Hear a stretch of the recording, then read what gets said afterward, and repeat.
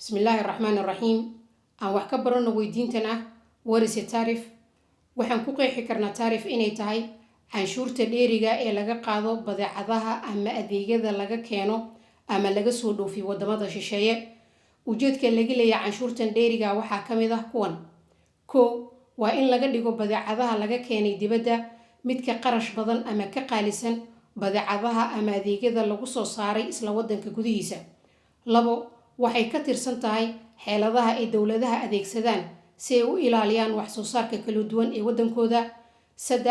Tariff waxay ka tirsan tahay qaababka ay dowladaha u abuuraan ilo ay lacag dheeri ku heli karaan ama dakhli. Si aan iskula faahno qeexidaas, aan isla aragno tusaalahan.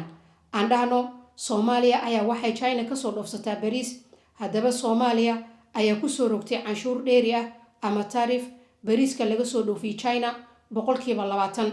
aan sidoo kalena dhahno jawaanka bariiska ee laga keeno China qiimihiisa waa $20 maadaama laga rabo 20% canshuur dheeri ah waxay ka dhigaysaa qiimaha jawaanka bariiska mid qaali ah oo waxaa ku darsoontay $4 taasoo ku timid haddaan $20 ku dhufano eber dhibic 2 ama 20% waxa inoo soo baxaysa $4 midaasoo ka dhigaysa qiimaha guud ee jawaanka bariiska $24 halka jawaanka bariiska ee lagu soo saaray wadanka gudihiisa uu yahay $18.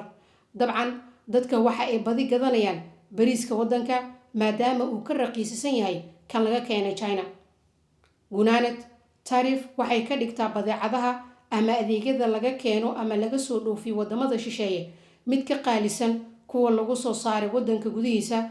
midaasna waxay ku dhiirigelinaysaa shacabka inay gataan badeecadaha ama adeegyada maxalliga waxaana ka dhalanaysa inuu kobco dhaqaalaha wadanka.